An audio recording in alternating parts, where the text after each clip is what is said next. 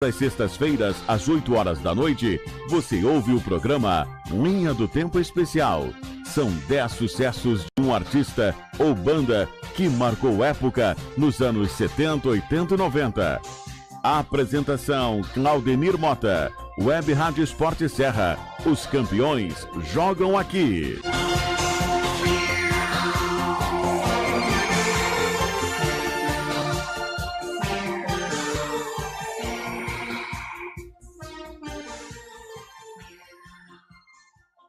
Erva Mate Jacutinga, a verdadeira erva dos gaúchos.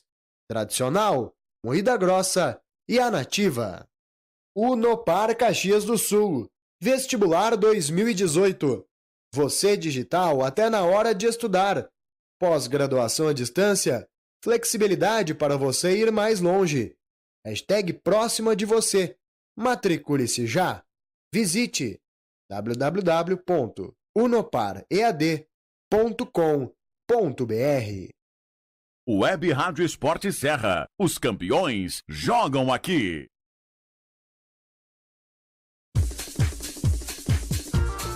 Jaconeiro, não esqueça de dar uma passadinha na Papo Store e ver as novidades da coleção 1913. Linha de camisetas oficiais, baby looks, infantis, cangurus, jaquetas e muito mais. Esperamos você. A Papo Store fica junto ao estádio Alfredo Jaconi. Ligue 34 19 19 13 e siga-nos nas redes sociais.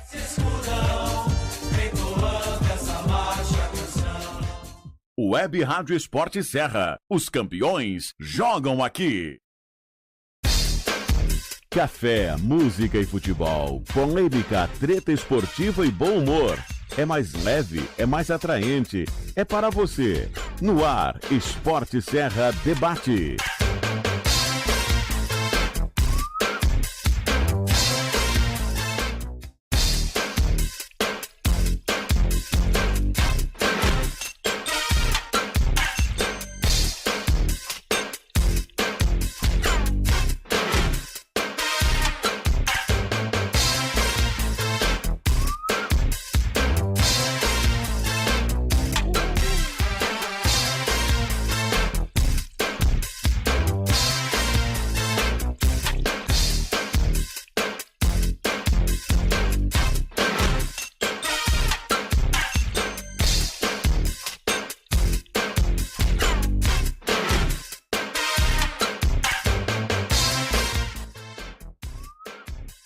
Uma ótima tarde para você que está ligado aqui na Esporte Serra, 1h05. Estamos começando mais uma edição do nosso Esporte Serra Debate.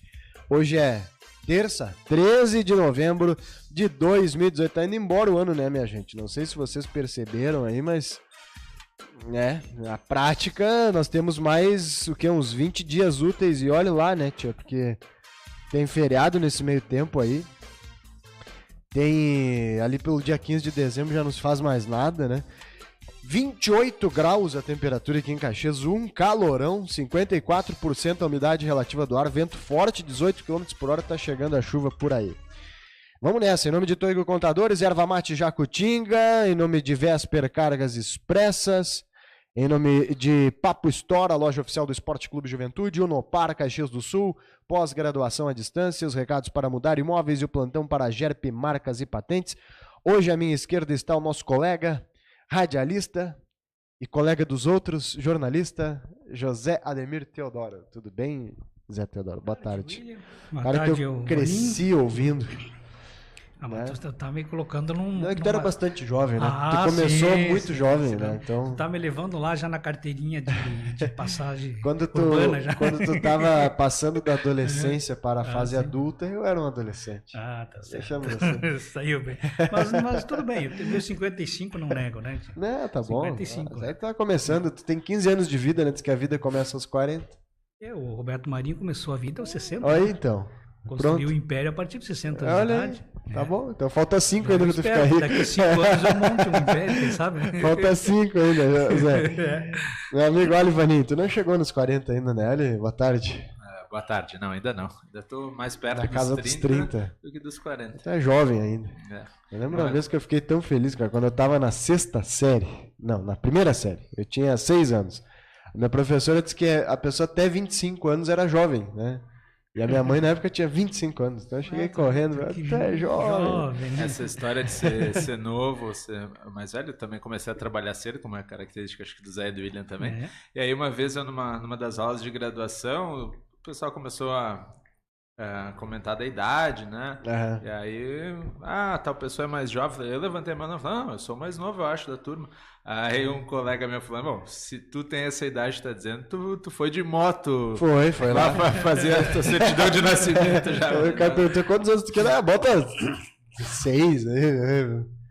É a história do jogador de futebol, né? O que tem de jogador gato aí jogando, meu Deus do céu. Aliás, deixa eu falar pra vocês. O Caxias tá jogando um Campeonato Brasileiro Sub-14 lá em Palhoça, né? Perto de Florianópolis. E um amigo meu tá me mandando as fotos dos jogadores dos outros times. Aí tem lá o Atlético Paranaense, o Inter, o Palmeiras, só time grande, assim. Sim. Mas é impressionante. A gurizada Sub-14 com a barba desse tamanho, assim. Sub-14. Gigante, um centroavante de 1,90 m. Né? Virou várzea, assim, essa questão da gataria no futebol, né? É por isso que aparece às vezes o Yuri Mamute com 22 anos, né? Sim. O Edilson, aquele que joga no Cruzeiro lá, com 32. O Douglas do Grêmio com 33 anos, né? Sim. O Douglas é mais velho que o Zé, eu acho, né? Eu acho que sim. Com aquela carinha dele lá, não nega, né? Então os caras fazem muito isso, né? Botar uma idade menor ali pra... As seleções africanas, campeãs, sub-20, sub-17. Por que chega no profissional não mantém, né? Explica, né? Eu lembro de uma reportagem investigativa, afinal, de um jornalista que pegou uma dessas seleções, eu acho até que era Gana, e que todos os jogadores nascidos em 1º de janeiro. Sim, eu ouvi falar disso. É uma coincidência. É uma coisa incrível. Nem pra mentir, É tipo a seleção do rugby, essa aí que veio jogar no Brasil, que são os Maori, né? Todos têm que ter uma descendência da tribo Maori, né? Da Nova Zelândia. Esses jogadores todos têm que ser nascidos dia 1º de janeiro. O que não é Tá sendo maldoso, né? O que não é mentira, e sim, é uma evolução que vem acontecendo, é como geração a geração, os adolescentes e obviamente os adultos estão ficando mais altos, né? Isso é verdade. É impressionante. Esses dias eu li um texto sobre a diferença de altura das seleções de vôlei da década de 80, 90, 2000 e agora. Tu pegava um ou outro atleta com mais de 2 metros de altura. Sim. E agora todos têm mais de 2 metros de altura. Pode ter menos. Né? A geração subiu 10, 12 centímetros em cada geração. Isso aí é bem fácil média. de ver nas nossas famílias. Tu vê os filhos mais altos que os pais. Sim. E os irmãos mais novos, mais altos que os irmãos mais velhos. Na minha família isso acontece. Eu sou mais alto que meu pai, e meu irmão mais novo é mais alto do que eu e do que o meu pai. Vai aumentando, né? Por causa da evolução natural, assim, da espécie. Até foi numa reportagem da Sport Serra desse final de semana que me chamou a atenção. Tu botaste a reportagem de Juventude Sub-15, né? Jogou contra a Pafute, o tamanho do goleiro. Sim, dá pra ver. 1,90 m deve ter, né? 14 anos. Não, tu fica impressionado. Tu vai transmite os jogos do Sub-15, a força física do gurizada. Não deve nada, assim, se tu botar o guri no meio do profissional, tu não vê. Sim. Tu não vê pelo tamanho que ele não é daquela categoria, né? É isso aí. Bueno, temos muitos assuntos para falar, mas vamos começar falando sobre... Teve posse no Caxias ontem, o presidente Vitacir Pelim assumiu agora, de fato, de direito, e teve a entrevista coletiva do presidente do Juventude, o Roberto Toneto, que falou por volta de 38, 40 minutos lá.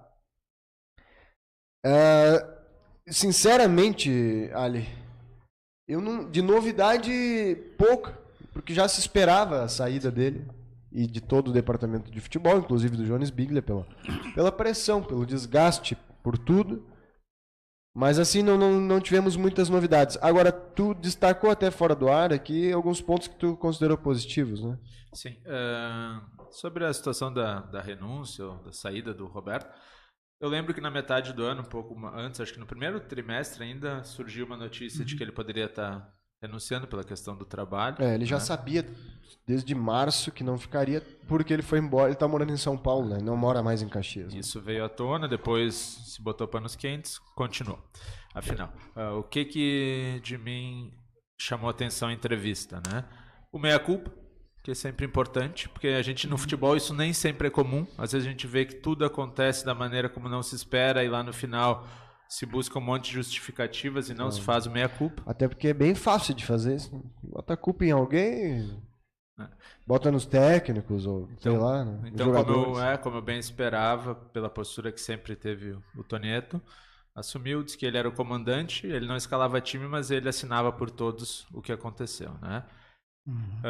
Outro detalhe interessante da entrevista, e aí uma dúvida que agora fica, né? Ele comentou que ele votou favoravelmente à demissão do Julinho Camargo, ou seja, ele pensava como torcedor, mas que hoje ele já não tem mais certeza se ele tomou a decisão correta.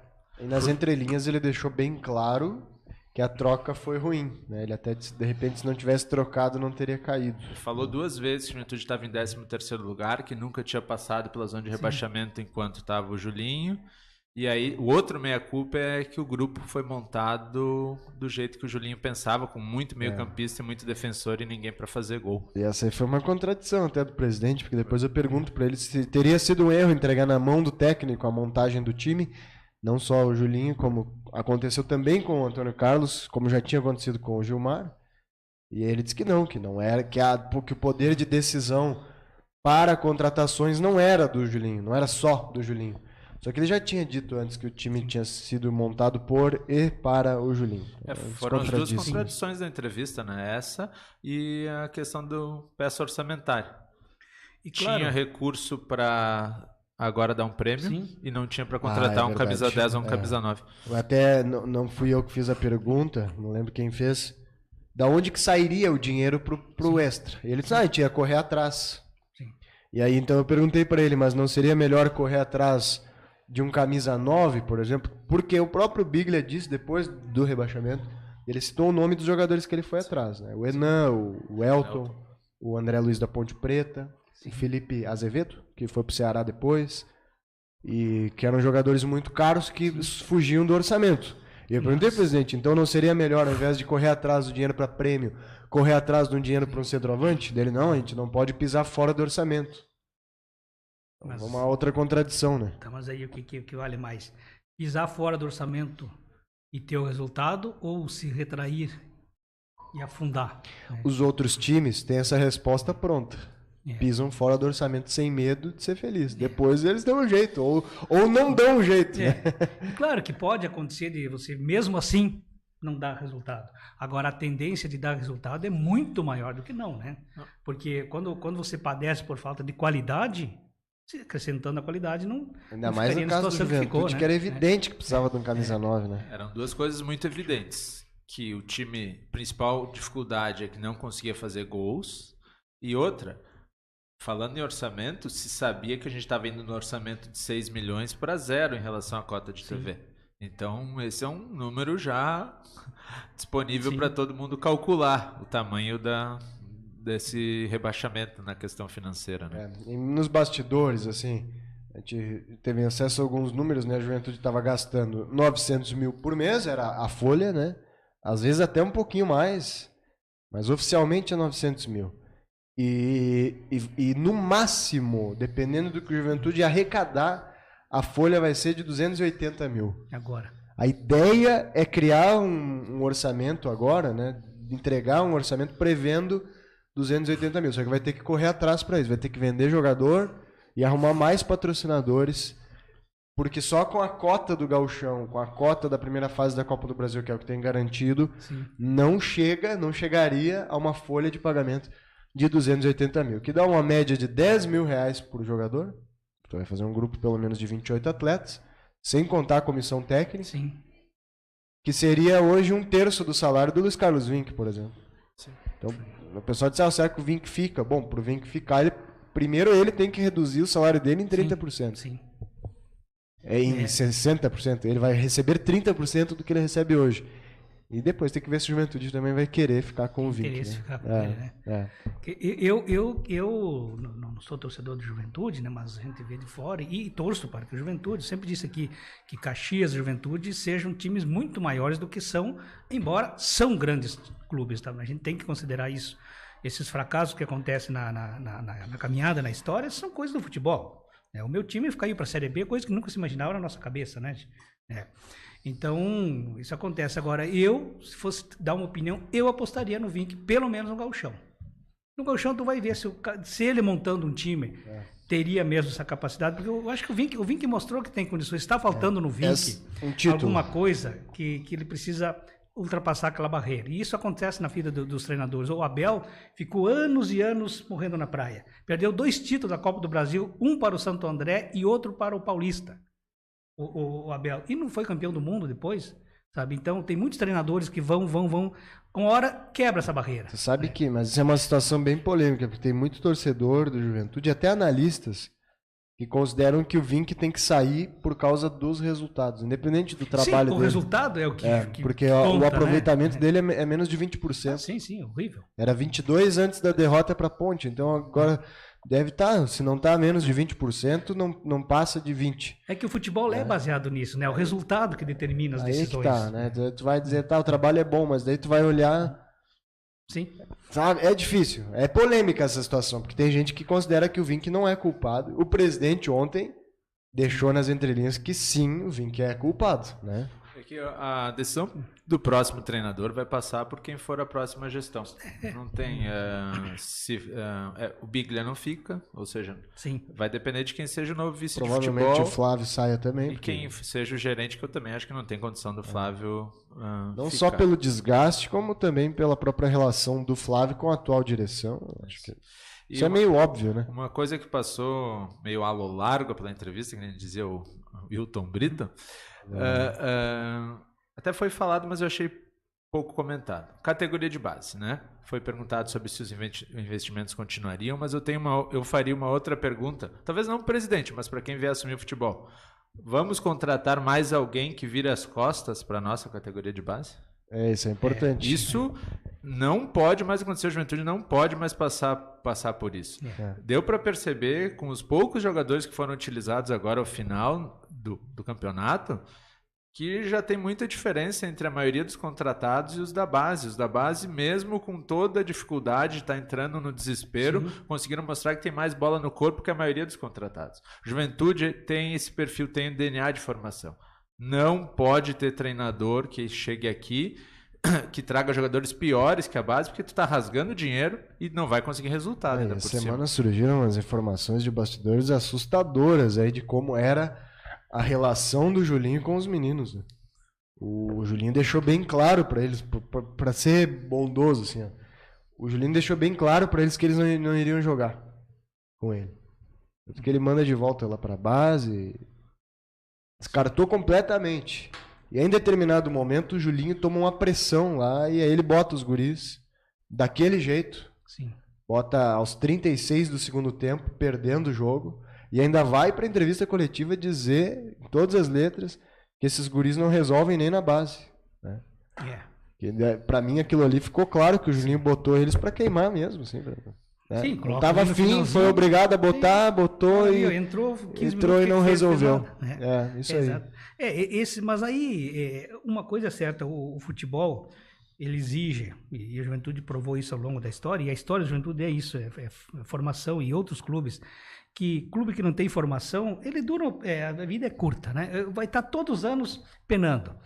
E que treinadores que não têm esse perfil e que não olham para isso também vão estar sempre ali, treinando um, treinando outro, sabe? Então, lamento que o Julinho, que é um treinador na média de idade dos demais, um treinador novo ainda, de idade, ele pode evoluir muito, mas se abandona esse perfil, eu não vou dizer que o treinador tem que ser um treinador que chega no clube, não, eu vou formar meu time baseado na base. Não, a gente sabe que não, mas que a base é importante para isso e tem que dar uma atenção para isso, até porque o guri que consegue ultrapassar essa barreira da base para o profissional, imagina a vontade com que ele chega nos profissionais.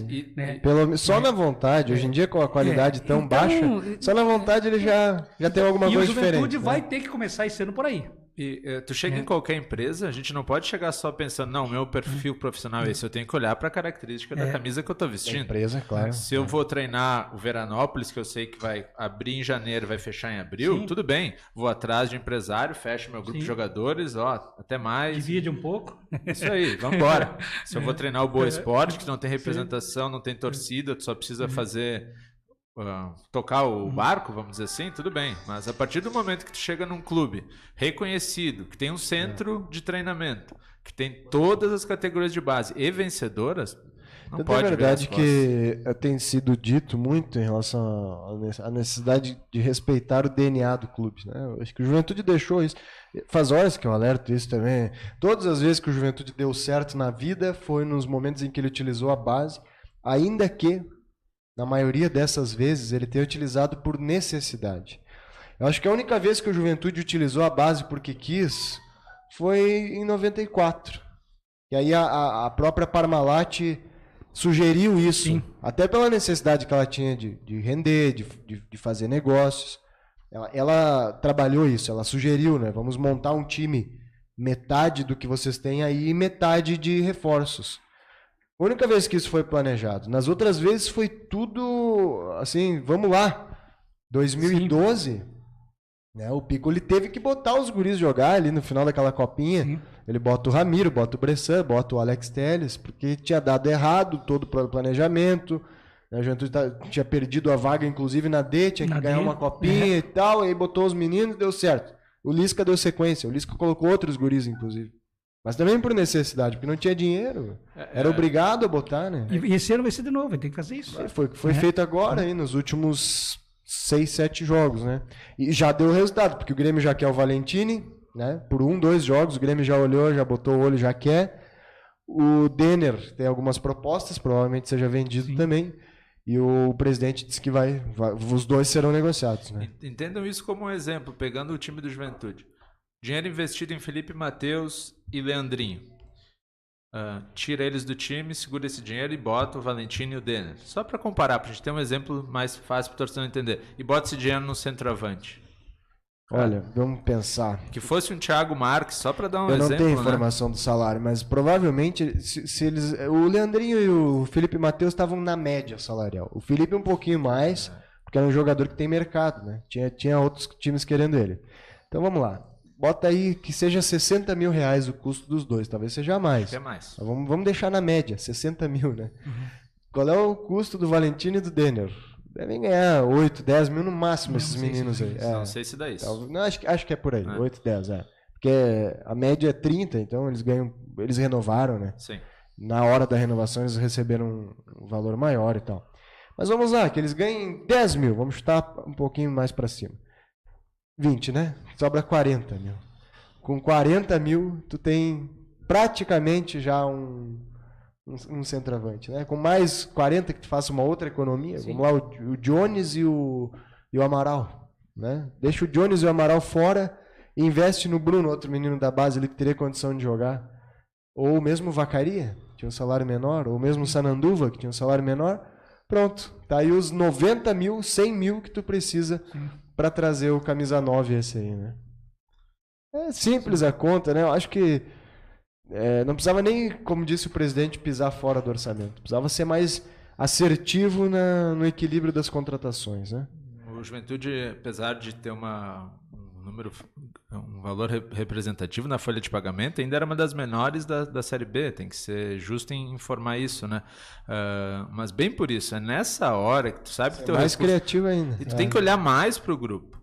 Mas o que soma um jogador daquela característica? Em casa não tem igual, isso tem que fazer. Tu tinha 9, 10 volantes, chegou a ter 10 volantes em determinado momento no elenco. Tudo bem, se a tua folha é menor que a dos outros, tu não pode ter 10 volantes, né? Sim. Tu joga com 2, tem que ter mais 3, né? Tá ótimo. Ter 5, tem 3 reservas, tá mais do que bom. Mas olha, estourando, talvez tu pudesse trabalhar com 4 volantes no elenco. Aí o Juventude tinha, num primeiro momento lá, ele tinha o Jones, o Jair, o Lucas, o Rodrigo, o Amaral, só aqui já deu 5. O Bertotto, quem mais? O Lucas, já falei? Já falei o Lucas. Bertotto, já tá me fugindo aqui, mas tem mais. Calma. Vamos lá, volantes. O Tony eu não vou nem considerar que seja volante, mas jogou várias vezes de segundo volante, tá? Mas tudo bem, eu não vou colocar ele como volante. O Bruno chegou a subir em determinado momento, tinha 8. Tá me fugindo, mas tem mais 2. Eles foram embora ali quando chegou o 20. Tem mais 2 volantes aí, agora tá me fugindo. Chegaram a jogar, inclusive. Chegaram a ser titulares. Daqui a pouco alguém lembra aí. Mas o Juventude chegou a ter 10 volantes no elenco. 10. É impressionante. E acabou no final jogando o Rodrigo, que era o menos utilizado de todos eles, né? E o Lucas, que vinha de 6 meses de suspensão. Que também era uma carta fora do baralho. O Lucas vai voltar lá para o final do campeonato, né? Então é isso. São os erros de planejamento que refletem no rebaixamento. Não tem como o Juventude não admitir que errou nisso. Isso. Né? E como bem colocou até o Tonieto na coletiva, quando é para dar errado também dá absolutamente tudo errado, né? Tu pega a Juventude, abriu mão não, o Sport veio, pegou o Jair e deixou o Igor aí. O cara não conseguiu jogar nenhum jogo, machucou 3 vezes enquanto tá no Juventude. Sim. Sem falar das contratações, tipo o Maiquinho, que jogou 2, 3 aí, que se tratava inclusive como uma contratação difícil, né?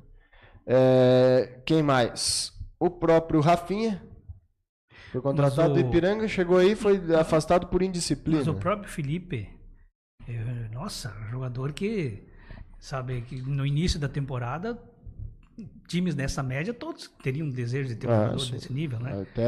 Até times da Série A, né? Sim, e não conseguiu jogar. E aí tinha mais assim, vamos lá. Bom, já tinha o Felipe Lima aí também, que terminou, agora tava jogando aí de novo, Felipe Lima, mais um meio. O Juventude... tinha o Bruno Ribeiro também, que chegou a jogar como volante. Chegou a ser segundo volante também. O Bruno Ribeiro jogou em todas, né? Ele jogou de lateral direito, de meia, articulador, e jogou como segundo volante também. Enfim, sem falar que o Juventude apostou muito em posições que o jogador comum resolve. Zaga e volante. Sim. Né? Zagueiro, são quase todos iguais. Tu bota o Bonfim, o Mikael e o Wagner... O que muda entre eles? Sim, se botasse o Vinícius ia ser igual também. Se botasse outros guri da base, o que vai mudar? Né? Sim. Aí tinha mais o Fred ainda, né? E o Juventude investiu em contratar zagueiros e volantes e atacantes, que realmente é o que faz a diferença, que é o atacante e o meia, essas 2 funções. Aí o Juventude não investiu. Tinha 3 laterais direito e 3 esquerdos no final da história, também. Vidal, Choco e Mattione, esquerdinha, Pará e Newton. E em dado momento o Juventude tinha 5 laterais direitos, porque o Vinícius já tinha jogado várias vezes na lateral direita e o Bruno Ribeiro também já tinha feito. 3 laterais, ainda quem às vezes tinha que jogar era o Bertotto. Sim, mas muitas vezes. Que não é lateral, né? Não, é isso aí, né? Impressionante. Sendo que o melhor dos laterais esquerdos que o Juventude tinha no Alfredo Jaconi era o Fernando Calegari, do Sub-20, que tá lá em Portugal agora jogando. Que podia botar o guri jogar, tu podia liberar todos os outros. Então, são erros, assim. Sem falar na parte administrativa. Aí o presidente citou ontem o erro na preparação física. Ele qualificou como erro grave a preparação física. Ele estava falando dos preparadores do Antônio Carlos e do Julinho. Tanto que o Juventude tenta corrigir depois trazendo o Poletto, né? Só que esse tipo de leitura não pode ser feito agora, né? Sim. Isso tinha que ter sido feito no decorrer do período e atacado imediatamente. Não porque a podia preparação esperar, física, recuperar ela no andamento da competição, não recupera. Sem falar que o Juventude teve a chance para isso. 2 chances. Teve a parada entre o Gauchão e a Série B, que, aliás, até de certa forma foi celebrada a eliminação precoce do Juventude, porque teve tempo para treinar. Eu lembro da gente dizer que, pelo menos ganhou 40 dias para treinar, né? Parte física vai recuperar, não recuperou. E depois teve uma parada grande na Série B, que foi um período de 18 dias entre o jogo do Sampaio Correia. Era para ter o jogo com o Sampaio, lembra? Sim. E aí o Sampaio tinha aquela final da Copa do Nordeste. Sim. E o Juventude ficou com 18 dias. Poxa, 18 dias, cara, é quase um mês. É uma pré-temporada. E o Juventude não só não aproveita, como com 20 minutos de jogo, o Newton se machuca com lesão muscular. Depois de 18 dias parado, o cara sofre uma lesão muscular lá contra o Chavante, né? Então, poxa, não foi por falta de oportunidade. Sim. A Juventude teve tempo para corrigir essa questão da preparação física. Isso ficou muito evidente, né, nesse último terço de campeonato. O Juventude fazia vários jogos que jogava melhor até os 15 do segundo tempo e o time simplesmente terminava. Começava a dar cãibra, chegou a ter momentos da partida de 2, 3 jogadores sofrendo cãibra ao mesmo tempo. Sem falar que quando tomava um gol não conseguia mais reagir. Sim, por causa a questão física, ela é muito, mano, nossa, primeiro tu não consegue montar um time se não tiver um preparo físico bom. A gente vê por aí times às vezes tecnicamente fracos, né, mas que conseguem a partir da metade do segundo tempo resistir a qualquer pressão ou até buscar um resultado que precisa às vezes, Tem um né? agravante, né? O atleta profissional, ele tem um lastro físico tão bom que é só o cara manter. Só manter. A única coisa que pode acontecer é o preparador físico atrapalhar o cara, que foi o que aconteceu no Juventude. Esses jogadores aí são profissionais há 10 anos, 15 anos, todo ano fazem a mesma coisa. O cara até perde um pouquinho nas férias ali, né? Mas em 10 dias treinando, pronto, tá bem. Não, então quando tem problema físico, Sim. é muito grave, porque o teu preparador tá estragando os caras que chegaram prontos, né? Alguns diriam um ano para esquecer, eu diria um ano para lembrar, né? Lembrar bem direitinho Como exemplo, né? todos os pontos que foram errados, né? E eu estava dando uma olhada na Série C do próximo ano. Tá complicado, né? Porque tem o quê? Você pega 3 times aqui do Rio Grande do Sul, tem que formar 10 a chave, né? Você pega do Rio Grande do Sul, depois tu vai para onde? São Paulo. Santa Catarina não tem nenhum. Não tem nem Paraná. Paraná subiram, né? Tinha o Operário. São Paulo, tu vai subiu. pular lá em São Paulo, em Minas. Em São Paulo só sobrou o Botafogo de Ribeirão. Não, ele subiu, acho. Não, mas tem São Paulo, tem um em São Tem Paulo. um, né? É. Tem. Eu tava vendo, são 3 aqui, São Paulo, Minas tem o Boa, né? Acho que o Tombense E também. o Tombense, 2 de Minas. 2. O Rio tem 5. Volta Redonda. 5, Rio 6, mais um de São Paulo 7. Tem que buscar 13 lá para cima. Vai ter, provavelmente, Mato Grosso do Sul, acho que talvez o Luverdense, né? Acho Sim, que o Luverdense, sim, o Luverdense vai vir para essa chave daqui. Chave. E depois vai ter que buscar um do norte. Se cair o Paysandu, é capaz do Paysandu vir para a fase de cá, porque tem o Sampaio Corrêa, que vai jogar a Série C. Só que no Nordeste tem um monte de time. Tem um monte, no Nordeste tem bastante. Tem um monte, porque tem o Botafogo da Paraíba que não subiu, o 13 que subiu da D, né? Tem... Quem mais tá caindo? Bom, agora o CRB não vai cair. Tem o ABC, tem o América. Não, o América caiu pra D. Tá na D. Tem o ABC, tem em Pernambuco tem o Náutico e o Náutico e o Santa Cruz. Tem mais essa ainda. É capaz o Juventude passar e ter que pegar os Náuticos da vida. Se tivesse aqui Santa Catarina e Paraná mais uns 4 entre esses 2 estados, seria uma Copa Regional, né? Bem melhor. Eu até estava tentando achar aqui que eu tinha visto uma simulação de grupo e envolvia Paysandu, envolvia um monte de gente. Complicado. Seria bom mesmo que quanto mais regionalizado tivesse, a gente já estava mais habituado a jogar. Porque se tu pegar, começar a enfrentar esses times lá de cima, que tem tradição, tem torcida, enrosca o pala, né? E o mais preocupante é o próprio Juventude, né? Como é que o Juventude vai fazer? Eu, sinceramente, estou bem assustado, porque estamos em 13 de novembro, né? Os bons jogadores, eles estão todos empregados e o salário deles não é 10 mil por mês, que é o que o Juventude vai poder pagar no que vem. Aí nós começamos a entrar na categoria dos mais ou menos. Os mais ou menos também já estão se ajeitando para o ano que vem. E o Juventude não tem mais a barganha do contrato de ano inteiro para jogar a Série B. Então tem muito jogador que, não, eu prefiro jogar o gauchão aqui no São Luís de Juí, depois eu vou para a Série B, não vou para a Série C. Né? Sim. É bem complicada a situação para o Juventude montar time ano que vem. A essa altura aqui do ano. E esperar jogador do gauchão... Tem isso aí que você falou, o cara vem jogar o gauchão já certo que vai jogar uma B, alguns já tem cima numa até C, contrato pronto. Então já. tu vai ter que pegar, cara, sobra disso aí, essa sobra desse primeiro grupo aí, né? O ideal seria montar a partir da base, só que daí já não vai ter o Valentim e o Denner que vão ser negociados. É difícil, hein? Vai depender de muita habilidade de quem for o responsável por essa montagem de grupo, e aí que tá. Eu espero que logo o clube consiga identificar quem é essa pessoa e que ela vá atrás. Começar pelo presidente. Quem será o presidente do Esporte Clube Juventude? Se você olhar, começar a olhar, não, mas é o ano que vem, faltam 40 dias para terminar o ano. 40 dias tem para definir presidente e começar a montar o grupo, porque o gauchão é em final de janeiro. Então estariam faltando 70 dias para começar o gauchão. Caxias anunciou ontem que na primeira semana de dezembro já começa a treinar. Mas é isso. Foi comentado pelo presidente ontem, inclusive, a possibilidade de já dar férias para a turma da base. Os meninos que é os que vão ficar. E aí garantir que eles possam retornar antes para essa pré-temporada. Porque tem que ter 30 dias, então se eles saírem agora, aí vai de 15 a 15. Sim.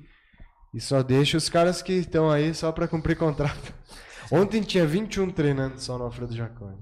E teve muito cara que meteu lesão, que nem quis treinar mais, outros não querem mesmo. Vai ser um espetáculo esse jogo de quinta-feira contra o Fortaleza. Aliás, o Fortaleza já vendeu todos os ingressos, né? Para a volta olímpica, vai celebrar o título. Campeão já foi, Campeão. né? É a celebração do título. título. É a festa do título. Os caras vão jogar meio bêbado, mas o Juventude nem sóbrio, né? Não tem tem que fazer o maior ferrolho possível para não tomar muito gol, só para não ficar nos anais da história. Tu imagina. O futebol é interessante, né? Coube ao próprio Juventude, que 2 vezes impediu a subida do Fortaleza, proporcionar a uma das maiores festas da Fortaleza dos últimos anos. Né? Só que poderia ser pior. Né? Eu tava vendo ser o jogo para ser campeão mesmo. E rebaixar o Juventude. Por uma rodada, isso não acontece. Tu imagina como é que ia ser.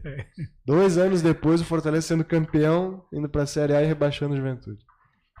Agora tirou um pouco desse. É só festa. Mas a hora que os caras botar o pé em campo lá, vão ouvir muita coisa. A raiva ficou, né, no pessoal do Fortaleza. Essas coisas, assim, pro Ali, que é torcedor do Juventude, deve ser um drama, porque foi um ano de derrotas, assim, pro Brasil de Pelotas, né? Que fica uma definição em relação à rivalidade. O Brasil se impõe definitivamente, não só sobre o Juventude, como sobre o futebol de Caxias do Sul, né? O Brasil finca o pé como a terceira força, o único time do interior na Série B, e mantendo um histórico de vitórias sobre a dupla Caju, que é quase inacreditável. Não sei se algum dia a dupla Caju vai conseguir se vingar disso. Acho que nunca vai ter essa oportunidade. Tem que deixar o tempo rolar, sabe? Eu lembro de uma história relacionada ao Brasil, que tinha me doído muito o Juventude lá em 2010 ter sido rebaixado e o Brasil e o Caxias terem ficado, né? Depois passa um tempo, vai pra cá, vai pra lá. Em 2012 tem a final da Copinha, em que o Juventude tira o Brasil das competições nacionais e volta pra D. Né? O Brasil que então, né, tinha 2 anos antes, eu digo, futebol, ele é feito dessas coisas mesmo. Parece que ele quer sempre ter um enredo, uma novela para contar junto. É muito dolorido esse tipo de derrotas, essas situações que hoje a Juventude se colocou, tinha condição de se impor bem melhor do que isso. Agora tem que reconstruir para um dia ter a condição de reverter esse panorama, que já são 6 anos, né? 2012 para cá. O Brasil que era quase um virtual rebaixado, né? Vai e busca 3 vitórias na sequência. Faz as tais 3 vitórias que a gente sempre diz, não, tem que encarreirar em algum momento, né? Tiveram humildade de atrás de quem eles era o único milagreiro possível, que era o Zimmermann. E o Brasil faz futebol de um jeito tão simples. Nossa, tem tantos amigos que estão me dizendo os procedimentos do Brasil, né? É o futebol raiz, assim. Às vezes paga, às vezes não paga, sabe? Sim. Eu tô devendo 70, vai lá dar um carro pro cara de 30, o cara sai feliz. Mas os caras querem jogar lá. Querem jogar lá. A torcida tá todo dia no treino pressionando, a cidade é pequena. O jogo é às 8 da noite e 1 da manhã, os caras já estão na rua. Fiscaliza os caras, vê se tá na noite. Fazendo carne de churrasquinho. Daqui a pouco some um atleta assim, foi dispensado, né? Quem fiscalizou foi a própria torcida, sabe? Sim.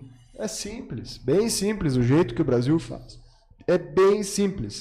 Muito diferente do nosso futebol aqui. Tá errado? Serve pra lá, não sei se serve aqui. Como o potencial que Caxias do Sul tem, os clubes têm, eu acho que não estariam, se copiasse, não estaria errado. Porque você soma uma coisa bem feita desta forma, mais o potencial que tem. É que aí a gente chega na questão do DNA, aquela que a gente tá falando. Também o DNA do Brasil. É isso, o Brasil é isso. O Brasil tem que ter um técnico como o Rogério Zimmermann, que não dá certo em lugar nenhum se não for lá. Porque o Zimmermann tem o DNA do Brasil, né? E o Brasil tem o DNA dele. Quando ele foi pro Joinville, foi super mal, né? Sim, sim. Super mal.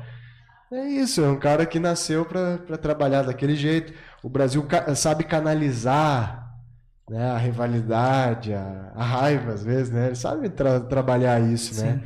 Eles potencializam isso a favor deles, né? Por isso que sai o Pitol enlouquecido quando ganha do Juventude. E o Vink mesmo disse isso. O Vink disse, esse é o jeito do Brasil trabalhar. Sim. É assim. Não adianta ficar com raiva. É assim que eles... O Brasil sempre se colocou numa situação de inferioridade. Né? Ele sempre acusou o futebol de Caxias de ter dinheiro. Sim. De nós somos menores e vamos ganhar de vocês porque a gente tem mais raça. E dá certo, sabe? Tem dado certo, né? No passado não deu. Tem um governador que vai na galera. Bota um mulherzinho, vai lá, é pendurado. Faltava isso para completar. É isso. É isso daí, né? Recados que chegam aqui. O Vitor Hugo Louro mandou olá. Márcia da Mota, minha prima lá de Uruguaiana, mandou um olá. O professor Luciano Brandali está assistindo. O Márcio Cercato diz aqui: o melhor preparo físico que tivemos foi o ano desastroso do Zete. Era um time muito rápido. Lembra disso? Lembra, tinha o Xuxa, tinha alguns outros jogadores. O Thiago, aquele que era reserva lá, que apanhou dos jogadores do Grêmio. Isso. O Ivo. O Ivo, o Maicon. Tinha toda aquela turma, né? O Cassiano Scherner manda aqui. É dose constatar isso daí. Além de serem os queridinhos da mídia aqui da capital, tem isso daí que vocês estão comentando. Mas, por outro lado, nos anos 90 tivemos supremacia do interior. Muito graças a Parmalat. Isso é verdade, Cassiano. A supremacia nos anos 90 estava em Caxias do Sul, inegavelmente. Sim. Ainda o histórico é melhor, né? A dupla Caju ainda é campeão gaúcho recentemente, mais recentemente do que o Brasil. O Juventude jogou uma Libertadores, jogou 13 anos de Série A. Só que isso já é passado, né? E mais que os anos 90, pega de 2000 a 2010 também. Uma tragédia pro futebol de Pelotas. Não, o Brasil jogou 5, 6 divisões de acesso. E foi caindo, foi levado a B pelo módulo amarelo lá da Copa João Avelange, veio caindo até ficar sem série. Então, é que a gente está vivendo uma sequência ruim, mas é o giro do futebol. O passado recente é que é favorável, os últimos 5, as últimas 5 temporadas é que são favoráveis. Se colocar também ao em Brasil. disputa, o Caxias fez com que o Pelotas permanecesse na Série B, né? O Caxias subiu em cima do Pelotas. Né, para a Série A do Gauchão. Sim, foi. Fez um gol lá que poucos viram, aos 50 do segundo tempo do lateral Jean. O Cassiano diz aqui, o detalhe, falo da dupla Caju. Ele está dizendo que a supremacia da dupla Caju tem muito a ver com a Parmalat, ou seja, a Parmalat, ao investir no Juventude, fortalece o Caxias. Essa é a história de se nivelar por cima, é verdade, Cassiano? Um puxa o outro. Sempre. E hoje um puxa o outro para baixo. Né? Pode observar a dupla Grenal. Eu acho que tem muita contribuição desses anos fantásticos que o Grêmio voltou a viver com uma retomada tão forte do Inter. Exatamente. Que nesse final de semana jogou fora a chance de botar uma luz alta no Palmeiras, né? Aliás, o Inter tem... Vamos entrar nesse assunto aí, Série A. O Inter tem perdido algumas oportunidades, né, Zé? O Internacional estava fazendo umas contas nos últimos 10 jogos, iniciando contra a Chapecoense. Foi uma caminhada, assim, dos últimos 13, 14 jogos, assim, dá para colocar, onde você vai provar aquilo que tu vem fazendo até então. Até então dá para entender, assim, é mais ou menos natural.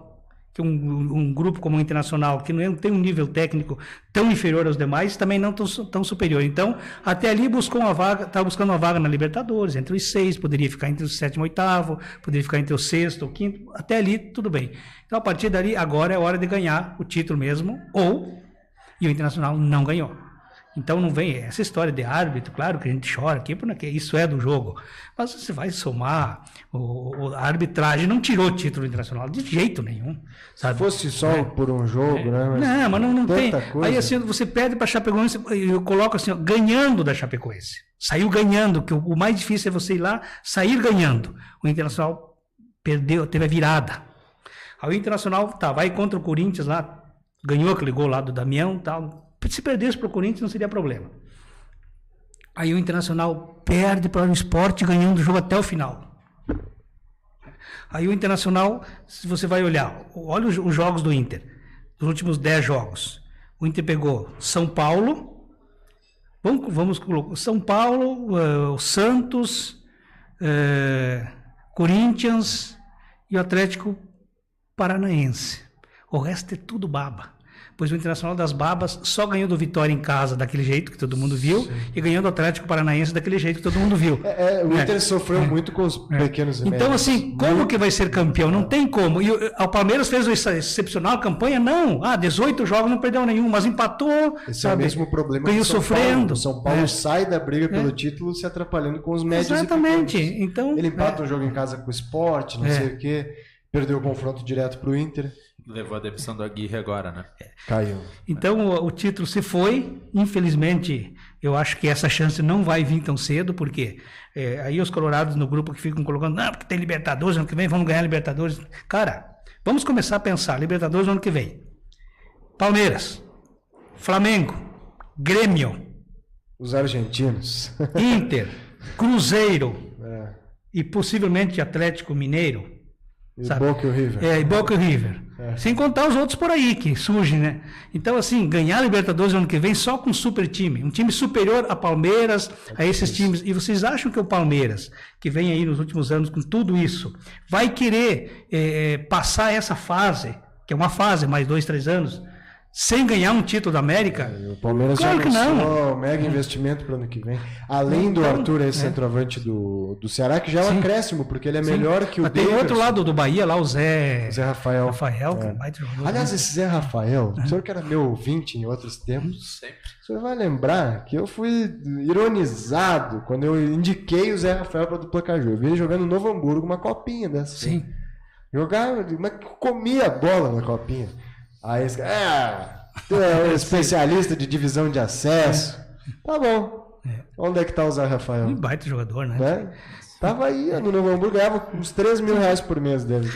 Então vamos tirar tipo, isso aí, dessa esperança do Internacional. Infelizmente, não vai ganhar o América ano que vem. E outra coisa, e vai sofrer no Brasileiro por quê? Porque tem a mania do tal de poupar time, né? O Palmeiras tem mais um reforço para o ano que vem, porque parece que o Felipe Melo tá indo pro Boca, né? O Boca Juniors quer o Felipe Melo. Ele tem cara para jogar lá no perfil, né? Eu entendo que o estilo de trabalho do Odair é mais para ganhar campeonato do que para ganhar Copa. É um cara que sabe, o time colhe pontos o tempo inteiro. Né?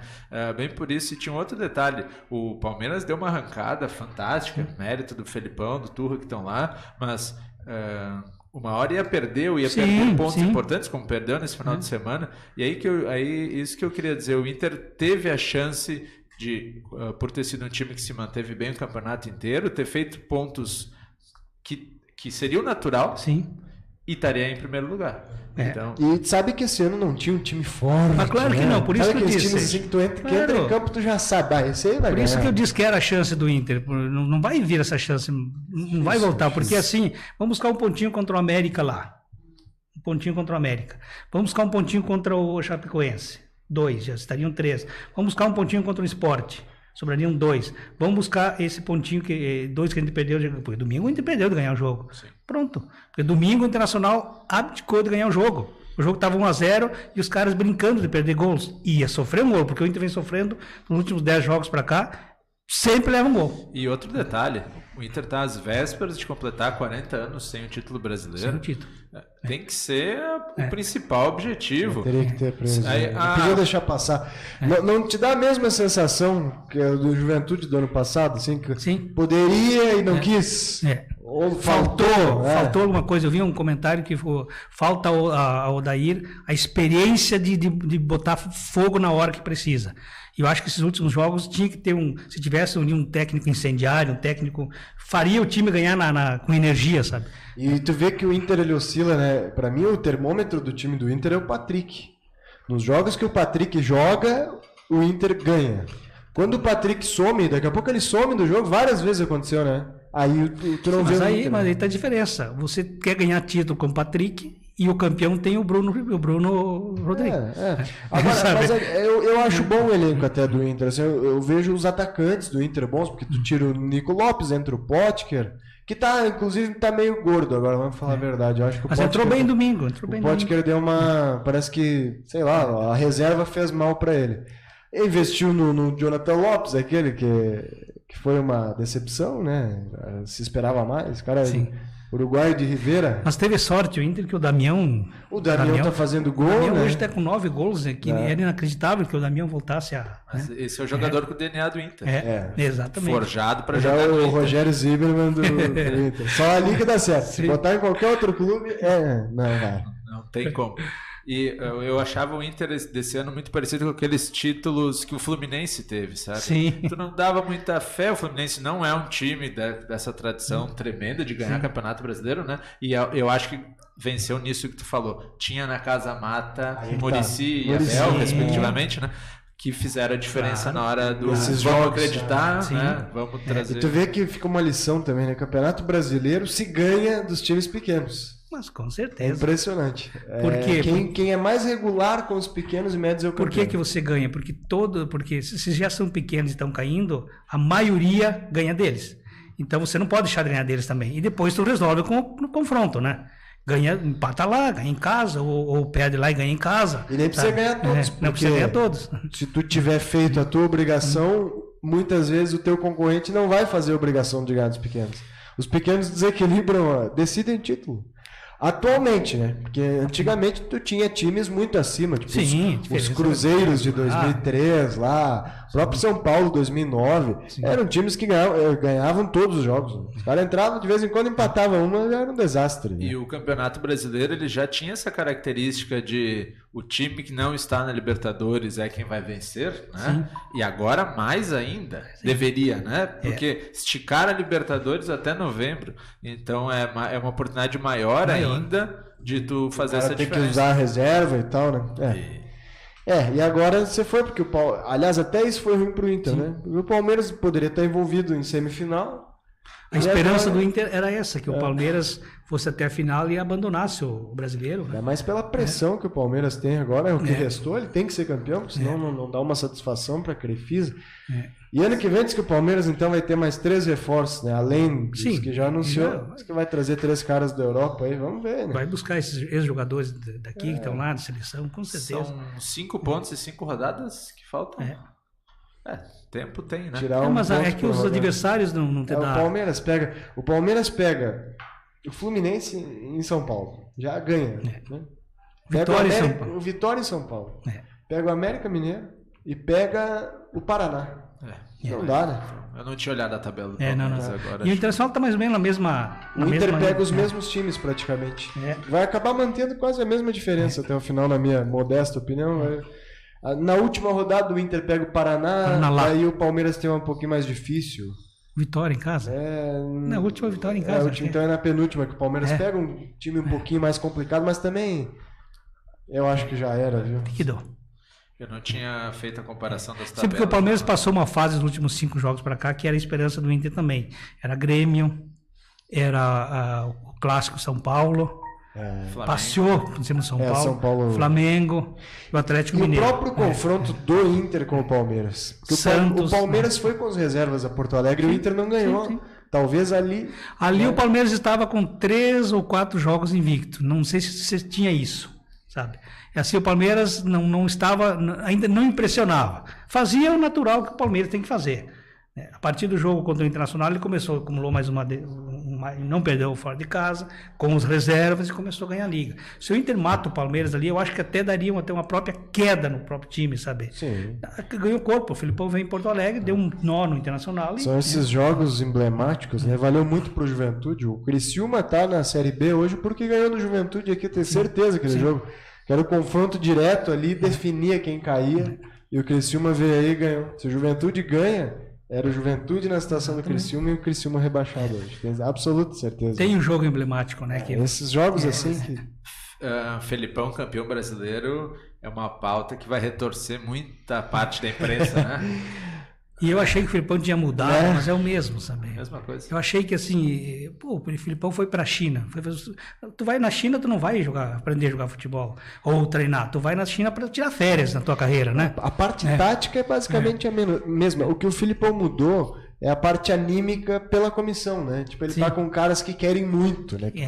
Tipo, ele tem o Paulo Turra querendo muito, assim, então... E caras reciclados, né? Ainda é o trabalho do Filipão, assim, claro, mas tu vê que tá o Paulo Turra dando treino, sabe? Tu vê a entrevista dos jogadores, eles, a gente fez o que o Turra pediu. Eles, às vezes, sim. né? É isso, e uma filosofia simples. Eu converso muito com o Paulo Turra, porque trabalhei com ele, esses dias o Turra me dizendo, tu não viu que a gente tá jogando igual o Brasil de Farroupilha 2011? Pois é, claro... Guardadas as proporções, né? Mas a forma de jogar, sabe? O losango no meio. Simples, joga simples. Mas querendo, né? Com bons jogadores. Sim, aí a diferença é que o Turra vai dizer pro cara, abra aqui, eles vão, fecha ali, o Filipão dá um soco nele, dá um coice. Filipão, a diferença é essa. Tu vê que daí aparece o Davidson, esse que pra mim não joga na segundona gaúcha aqui, mas tá se destacando, né? Porque é um guri que luta e briga e arruma confusão. É isso, cara. E eu acho muito bom, viu? Porque eu sou do futebol raiz, eu gosto da simplicidade, eu acho que as chatices táticas são exageradas e o peso da Casa Mata, eu procuro prestar atenção nos jogadores, né? A forma como eles dão entrevista, tu percebe o interesse que eles têm de mudar o status, né? Quando chegou o Felipão, vindo do Roger, que é um cara que tem um trabalho sempre bom, é só vocês observarem que todo mundo que assume depois do Roger ganha título. Pode olhar. Tá? Muito se disse que o trabalho do Renato era do Roger. Né?